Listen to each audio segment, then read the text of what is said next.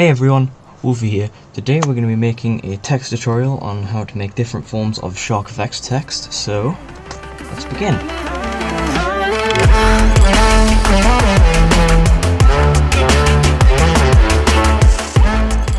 By making a new composition, 1080p, so that's 1920 by 1080, and I'm going to make it 60 FPS, because that's what most people make their intro frame rate in. So I'm going to make my new text. I'm going to get to American Captain, and this is an important step if you're going to make text. Make it centered on the paragraph. This means that when you type, it's always going to be in the center, which is really useful. So I'm just going to make this say Wolfie, and I'm going to scale it up to a good size. I've got the align window here. To pull up that, you go into window align at the top. This is really good if you want to center things. And I also have a script called MoveAnchor, which is a free script you can find at the link in the description. And that moves your anchor point directly into the center, which is useful. So, gradient ramp to get a gradient. I'm going to swap the colors, and I'm going to get my start of ramp, and I'm going to drag that with click. And I'm going to get my end of ramp there. We're going to set our colors, so I'm going to make this, let's make it blue for the sake of this tutorial. So this isn't my color scheme, I may as well go with my color scheme.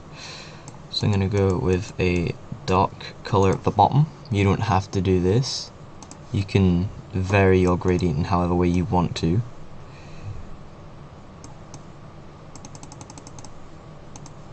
See how that looks in full quality. Yeah, when you're previewing you might have to go at quarter quality because some things are a bit intense to render. So you may have seen a shine on text before, so we're going to do that here. We're going to set our width to just maximum 4000, sweep intensity to 0, and edge thickness we can adjust here to get a bigger or smaller shine. So I'm going to set mine to 4, and I'm going to make my edge intensity 200. So now if I zoom in here, we have this nice little shine. I prefer setting this to minus 45, so that the shine is actually correct and perfect. And you may have seen patterns inside of text, so that's alpha matting, and if you haven't heard of alpha matting, well, I'm going to show you. So I'm going to make a new black solid here, and for the sake of this tutorial I'm going to use CC Grid White, which is the same effect used in those grid white backgrounds. I'm going to set my tiles to 25, and I'm going to make my border like that. I'm going to make my completion 22, 45, 53. So here I've got my squares. That's good. So now we have our pattern that we can put inside the text. I'm going to scale it down a little bit. And I'm going to add an alpha matte, which, as you can see here, gets rid of some of the text. And you may think, well, that's not what I want to do. Don't worry. I'm going to duplicate it with Control D. And I'm going to put it underneath our original, so now it looks like it used to. Here, we can add a fill, so you can make it directly just black. My preference, however, is to go into Hue / Saturation and lower the brightness or increase the brightness, and maybe adjust the saturation to get a different effect. Maybe adjust the hue a little bit. That looks quite good in my opinion. So that is alpha matting. Pretty simple. Now we're going to put this in its own composition, and this is the raw text. So this is where we can do some interesting stuff. So I usually add a layer style to my text, so you can add things like a inner shadow, which we're not going to use here because we already have a shine and that would look a bit weird in conjunction. 135 is what I usually set my angle to, so then again it's perfect. And you can adjust your angle to 360, I think. Oh no, it's just minus 60. So you can set yours to 300 or minus 60 here, and we have an inner shadow. But instead of using that, I'm going to add a bevel. I'm going to increase my bevel size. This is what I usually do in my text. And I'm going to set my depth to about 10. Maybe 25. Yeah, so this adds like a little bit of a shadowing to the text, which I quite like to do for some reason. I don't know why, it came to me as a habit. And there we go, we've got that sorted out. You can do whatever you want after this. I'm not going to stop you. We're going to add another layer style, and this is going to be our outline, so stroke. And this can be made thicker or thinner. In my case, I'm going to go with 4 on the thickness, so there we go. We're not going to make it red. I'm going to use the eyedropper tool here to make it that colour. I'm going to adjust that and make it darker, like a lot darker for the extrusion, but not completely black or anything, just dark enough. So if I enable transparency here, we can see our text has been outlined. You can make this thicker again or thinner. I think I'm going to set that to 5.5 actually. Yep, that looks good. So this is the part where I actually am going to differ my tutorial to literally any other person's text. Most people are going to tell you to either use shape layers or Echospace for your extrusion. However, I'm going to do neither, because I have a method which is probably the best method for if you want your tutorial to be editable. So I'm going to make that say Wolfie. I'm going to go back in here and just delete that so I have my composition. So this isn't a bad method, trust me. I'm going to align it to the bottom. I'm going to duplicate it, open up scale with S, and make it say 99, and keep doing that. Duplicate, scale down, duplicate, scale down, duplicate, scale down, duplicate, scale down, duplicate, scale down. And there we go. That is extruded. You may notice this is an issue. We can fix that by making all of our ones, apart from the top one, into its own extrusion composition. And then we can add a fill, turn off the fill, and get this green colour. And then we're going to open up this fill and make it a little bit darker so that it actually looks like some 3D text. There we go, there is our almost finished text. We're going to put it into its own composition once again. This is going to be where we finish off the text. So some people leave their text like this and it's still nice, but I often do this. So I add the warp effect and I change vertical distortion to about 15 or 18 or 17 or something like that. And now it looks more 3D, and obviously this is aligned in the center, so we can adjust this however we want. And finally, I'm going to add a second outline and make it white. So boom, we have our text, and we can animate this however we want. So for example, I'm just going to 360 keyframe it. This isn't an animation tutorial, so if I'm going too fast, then that's your own problem. So yeah, there we go. Our text is fully ready to go. This text can be made into its own variations, so I'm going to delete all this and start with this top one, and instead of scaling it down or anything, I'm going to make this just 100 and center it with MoveAnchor. I'm going to go use the arrow keys to move around, so if, as you can see, I'm using the arrow keys. I'm going to go down, down, right, right, duplicate, down, down, right, right, duplicate, down, down, right, right. And now we've got our extrusion. It's going to look a little bit weird at the moment. As you can see though, this first piece of text represents the original and this the final. Now if we go back here, I'm going to turn off my warp. We have it going down to the right. Some people leave it like that, but once again, I'm going to pull up the transform effect, and I'm going to add skew. So I'm going to set that to about -6, and once again, fully animatable, and we have that kind of style of text, which you've probably seen before. Another thing, if we're using warp, we can use arch to bend it. The only issue with arch is it moves it away from the center, so you may have to first scale it up to about 104 so that it looks correct, and use the anchor point to get it into the approximate center, which isn't super practical. I don't usually do that, but you can. Mesh warp, however, is a whole another story, so I'm going to cut back to the old text. We're back to the old text, so I'm going to add mesh warp. You may have seen this before. I'm going to change my columns so that we have them right at the edges of the text, so one there near the edge. I'm going to adjust my rows so that there's just one at the bottom. There we go, so I've got rows 3, 6, and my quality I'm going to change to 20. So this is where we can bend our text in a specific method. So I'm going to move this down, and I'm going to move this down about the same amount. Then I'm going to move this one further downwards, and this one further downwards. And you will see, if I rotate them on the same way, that our text has now bended at the edges.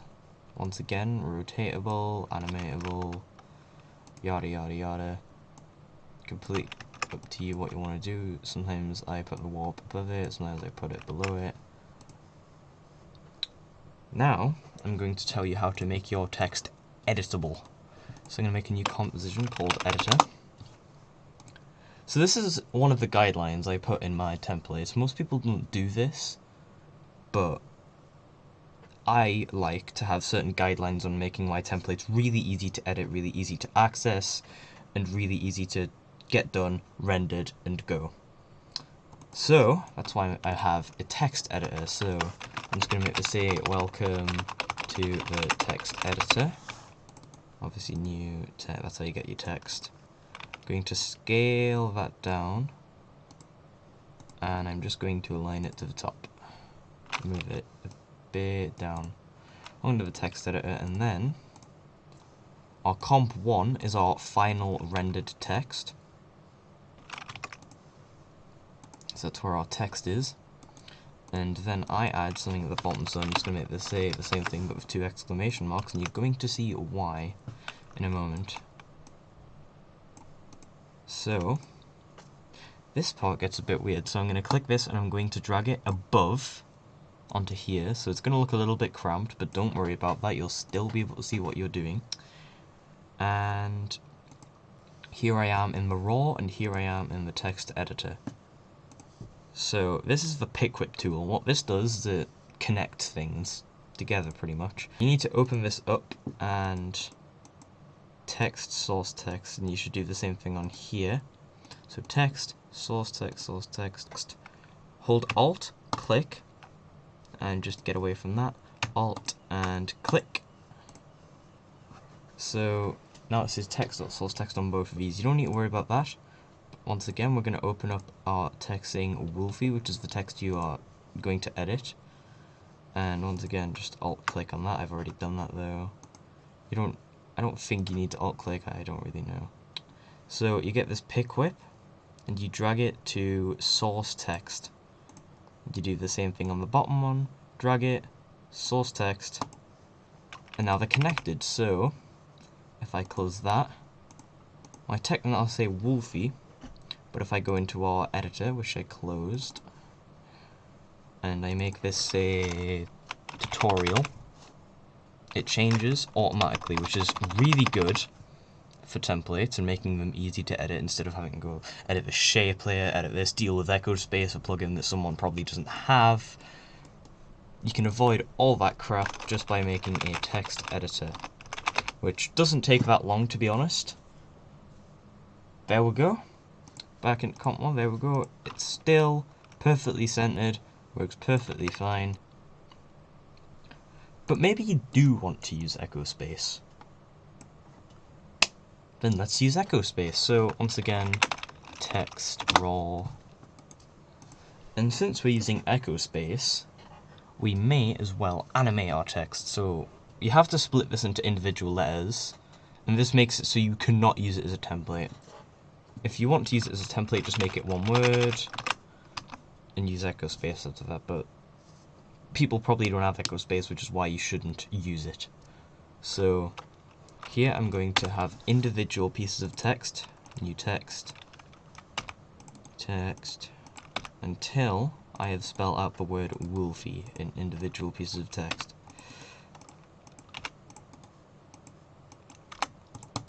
And then we're going to add another one, which is going to have your entire word that you're trying to spell. So we're just going to center all of that to the middle.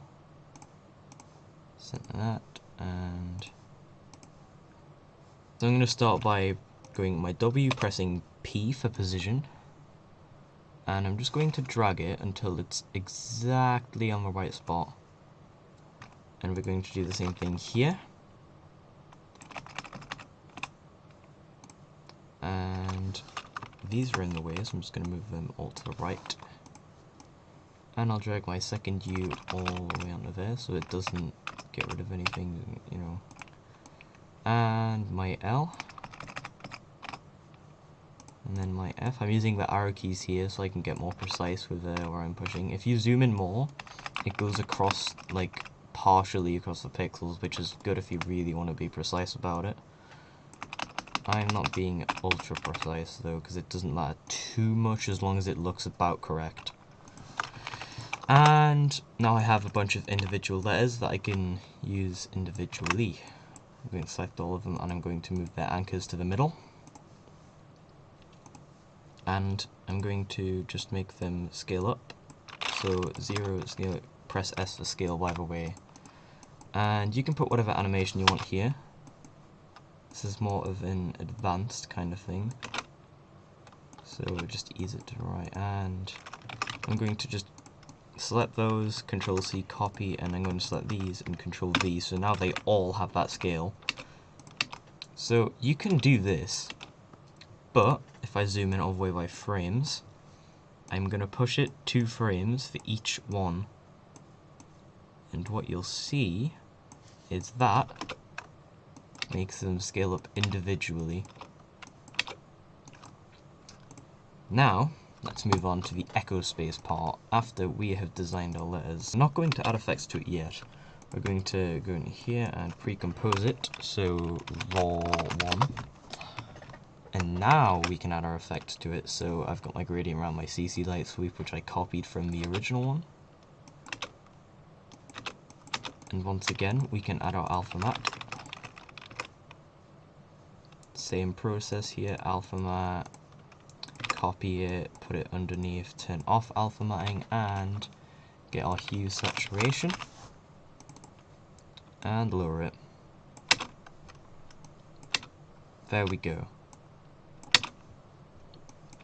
That is done, and now once again, this is where we use Echospace, so Echospace, and we're going to get our Echospace effect. This may take a bit of time to load. Oh no. And we're back. So that's what happens when you don't save a project. It crashes. Yeah, Echospace isn't the most stable effect. Anyways, I'm back with my text and we're going to use Echospace and hopefully my After Effects doesn't crash. It didn't, that's good, okay. So we've applied the Echospace effect, hopefully not killing After Effects, and we've got 10 instances. Let's just go with repeat. So you're probably wondering, well, nothing happened. What's the point of that? Well, set scale to -1, and you see it now, don't you? And then you set your Y offset to 1. So if that's a bit too low for you, you can increase your scale to about 0.3 maybe, and then I think that isn't extruded enough, so let's change that to 25. that looks good. So obviously we can adjust our scale here if you want it to go further back or further forward. I think what I've got now though is good. So once again, I'm going to composition everything here, all 53 layers. You'll probably have more or less. Pre-compose, and I'm just going to call this one extrusion once again. So we're going to have to get our Echospace back from this area. And we're going to add a fill to this. So we have a fill, and I'm going to make it dark. Gonna make it a little bit darker. So you might have noticed I forgot to put the outline here. That's on you. I'm going to add that, however. Outline. You should also add your bevel with the outline, like we did earlier. So bevel and emboss. Scale it up. Use transparency a bit. You can adjust those settings all you want. You don't have to replicate mine necessarily. And kadoosh and kadoosh. Outlines. So here's our new text. I can just put that in new text and add a stroke. There we go. So now we have almost finished signing our text. Let's add warp once again.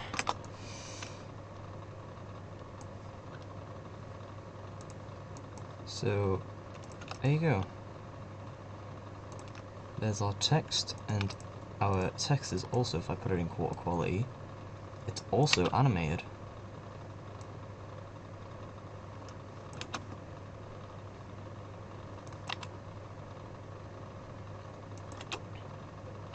So if you forgot to put some animations in, let's say I want my, so once those have scaled up, maybe I want them all to do a 3D rotation. That's quite a common one. So that's no problem. Let's just make it spin backwards by minus 360.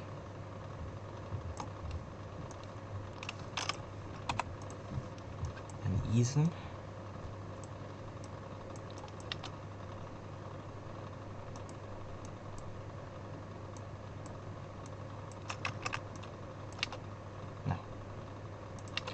Okay, so now that we have our letters eased, once again, we're going to split them apart by frames. So just hold shift to snap, and boom, boom, and then I need to select that.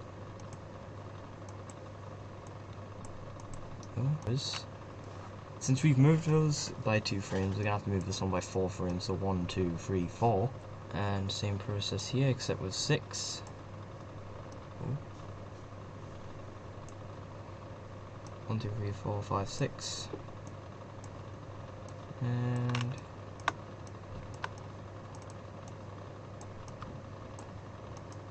let's see it now.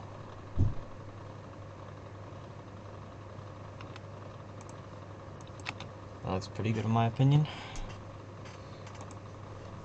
So yeah, you can mess around with your animation, your Echospace. I should probably mention Echospace does take quite a long time to render, so maybe you should lower the amount of samples it's using. But yeah, that is good. I should also mention the other style of text, because of how we've done it, you can also use text animations on that in a similar method to how we've done it with Echospace. So it's basically like the Echospace alternative, which is pretty good in my opinion. But I'm using Echospace as an example for animation here because I didn't want to animate the letters twice. I think that looks quite nice, and obviously this is still animatable in any way, shape or form. Maybe I want it to spin right afterwards, so set that to 1 for 360, and I'll just ease those.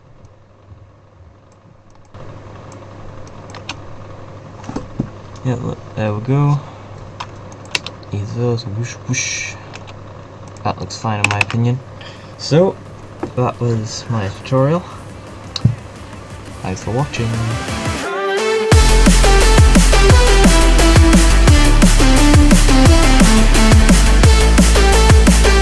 It's time for a quickie. So, 5 minutes, teach you one thing. Let's go. So, I'm going to teach you how to use some basic functionality of Free. So, I'm going to open it up, go to geometry, and I'm going to set my size to maximum. So I'm just going to fill that with 9 to 10,000, well that's 100,000 actually. There we go.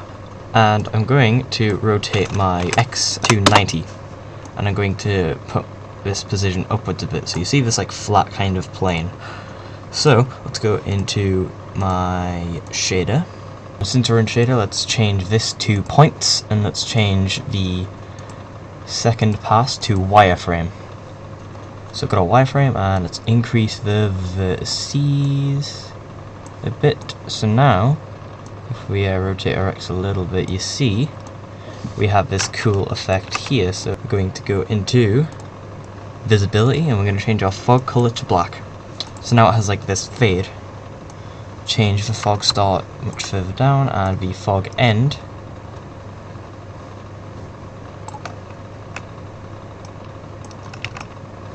we're going to increase our fog with that and make a fog start a bit nearer.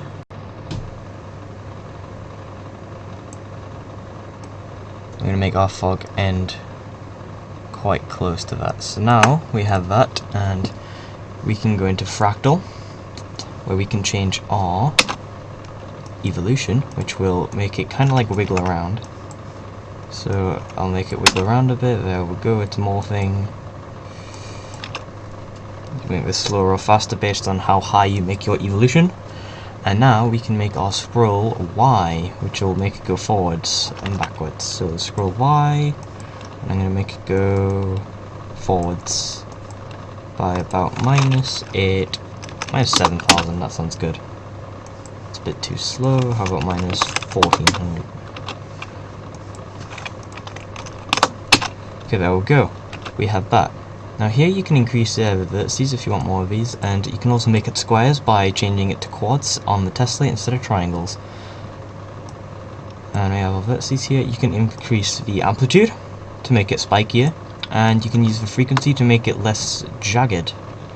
So if I lower my frequency here, we get more of a mountainous kind of effect.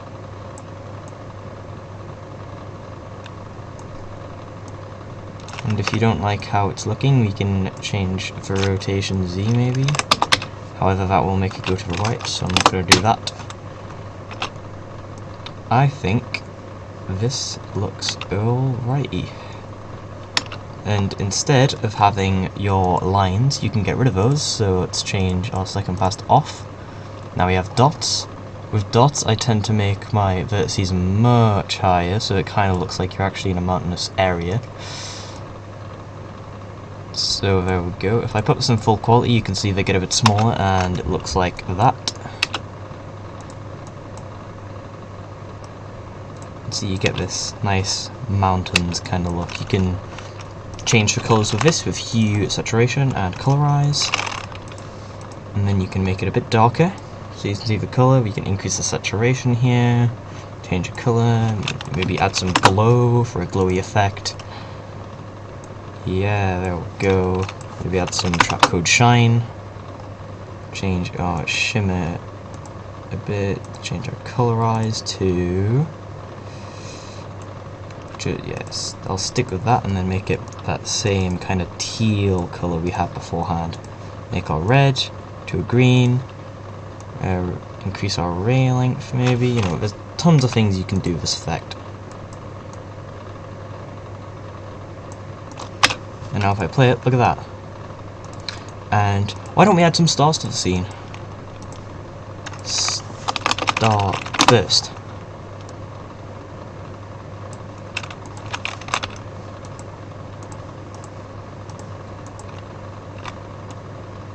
I'll reduce the saturation of those, make them a bit smaller. Boom! Maybe reduce that speed. Look at that. And of course we can reduce our amplitude and make it bend with bend X and Y. So I'm going to use bend Y here to make it more of a kind of circle, and then I can adjust these vertices a bit. So I think I have way too many X's. Yeah. Look at that. That looks really good in my opinion. All of this is on you to change. Goodbye.